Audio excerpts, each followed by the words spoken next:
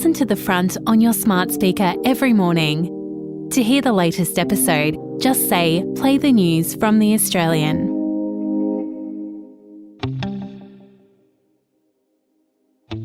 From The Australian, here's what's on the front. I'm Kristen Amiad. It's Tuesday, July 11. A voice to Parliament is the last great chance for the nation's remote Indigenous communities.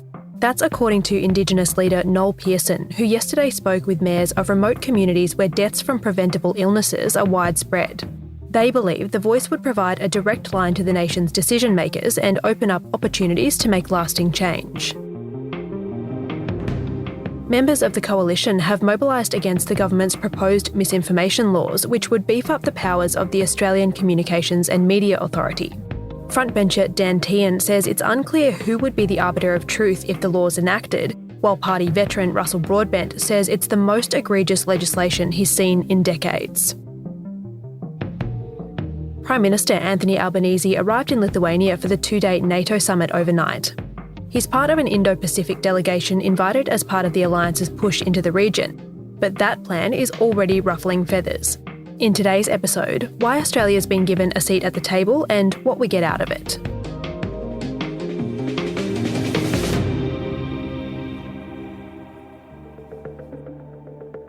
NATO summits are rarely subdued affairs. The North Atlantic Treaty Organisation is a peace and security pact between 31 European and North American member countries. The alliance was established by just 12 founding member countries in 1949, and it's encountered several sticky geopolitical situations since then. And when the alliance assembles in Lithuania this week, it's doing so against a backdrop of growing geopolitical unease. Russia's unrelenting assault on Ukraine. The 500th day of the war in Ukraine, shelling took more Ukrainian lives. Nationwide riots spurred by police brutality in France. A week of violence sparked by the police shooting of a 17-year-old boy. Arrests have been made across more than 200 towns and cities. And escalating tensions over the South China Sea for a start. Where Chinese military aircraft have been routinely violating Taiwanese airspace. NATO is expected to declare the Ukraine war the most significant threat to its security now that the conflict has surpassed its terrible 500-day milestone. And it's expected to follow up by bolstering the defence of its eastern flank. That means significantly increasing its military presence, starting in Estonia and tracking all the way down to Bulgaria. So suffice to say, all eyes will be on NATO this week. The world order is threatened by powerful revisionist states who don't want the international rules system to survive. Greg Sheridan is the Australian's foreign editor. Now, the nations in the world which believe in a rules-based order, which are predominantly the democracies, but not entirely the democracies, are recognising that most of these issues now have a global dimension, not just a regional dimension. Things like cybersecurity, nuclear proliferation, the application of artificial intelligence to weapons and so on. And so basically the American allies in Europe are talking to the American allies in Asia about things we can do to cooperate. On Sunday morning, Prime Minister Anthony Albanese boarded a plane bound for Europe. After a short stopover in Germany, which we'll come back to later in this episode, it was on to Lithuania for NATO. Well, the Prime Minister is off today to Lithuania for the NATO summit. He will give an address there similar to his Shangri-La address in Singapore, but it will be behind closed doors. But hang on, Australia's obviously not located in Europe or North America, and we're certainly not a NATO ally. So what's the PM doing there? It all has to do with the alliance's moves in the Asia-Pacific region, where increasing aggression from China poses a genuine threat to global security. Leaders from New Zealand, Japan and South Korea will be there too at the invitation of NATO chief Jens Stoltenberg. At the summit, we will be joined by the leaders of Australia, New Zealand, Japan and South Korea. Because our security is not regional, it is global. So we are working more closely on issues such as cybersecurity, maritime security and new technologies. The NATO group now 2 years in a row has invited Japan, South Korea, Australia and New Zealand to attend, four powerful and important Pacific democracies. And I think it's a very sensible security dialogue between the two dominant regions of the world. NATO's plans in the Asia-Pacific are already the subject of some argy-bargy between its member nations. That's because Stoltenberg is keen to set up an outpost in Japan so the alliance can keep a closer eye on what China's up to. But French President Emmanuel Macron isn't having it, and neither, it seems, is former Prime Minister Paul Keating. He launched a sensational spray in which he accused NATO of inviting Europe's, quote, poison into our neck of the woods. So, are we getting caught in the middle of someone else's fight, and what do we get out of NATO's move into the region anyway? What you're seeing is a dialogue amongst sophisticated upholders of the international rules-based system and particularly of American allies.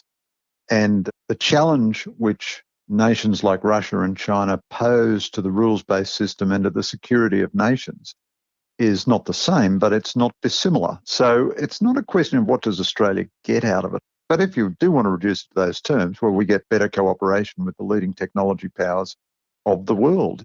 And through AUKUS, for example, the Australia-UK-US agreement, we're going to get nuclear-powered submarines that will make us more powerful, more resilient, and enhance our sovereignty because it will give us much greater military power. But there are a million other areas of critical cooperation. I mean, like intelligence sharing. We would have not 1/100th of our military effectiveness if we didn't have access to the whole system of American electronic intelligence. But anyone who thinks that not cooperating with the most powerful military alliance in the world enhances your military standing, I think needs to seek some counselling because they're just not operating very logically. Anthony Albanese's commute to Lithuania has been a wildly productive one so far. We'll have more on that after this short break.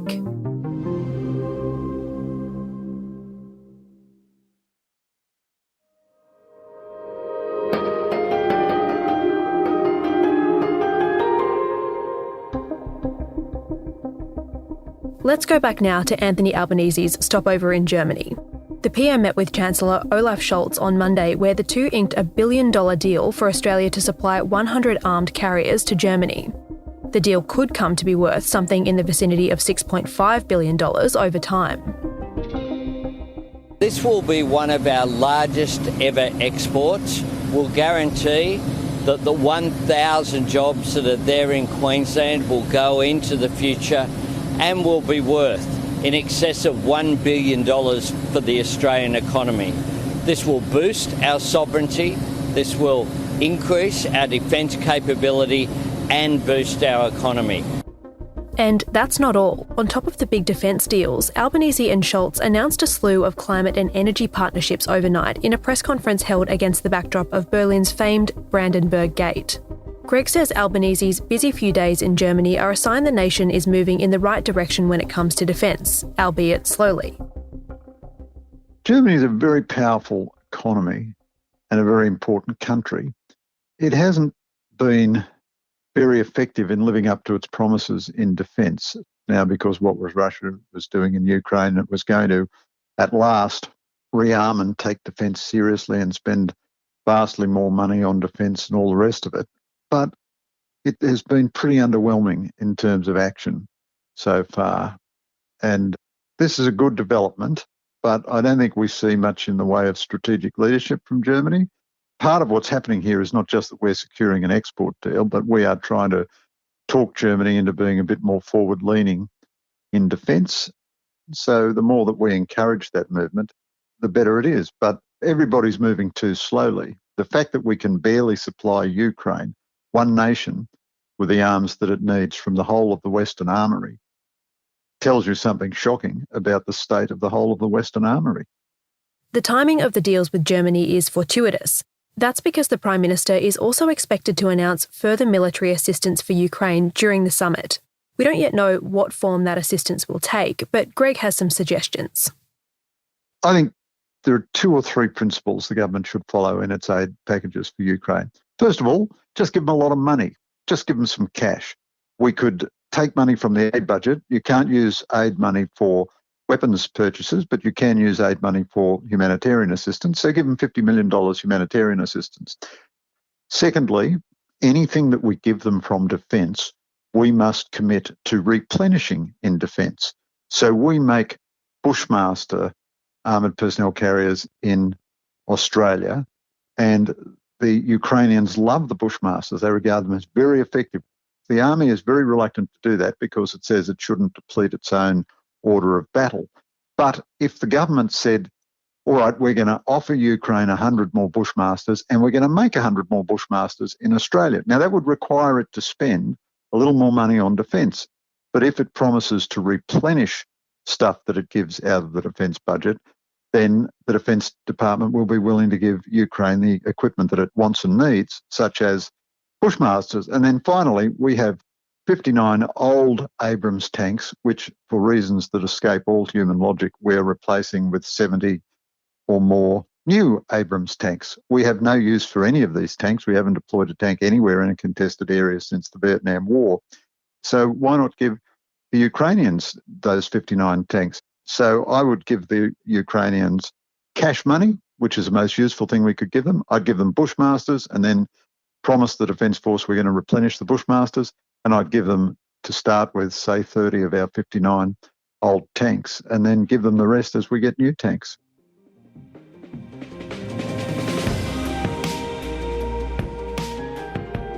Greg Sheridan is the Australian's foreign editor.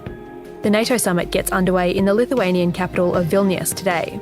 Subscribers can read our journalists' reporting and analysis anytime at theaustralian.com.au.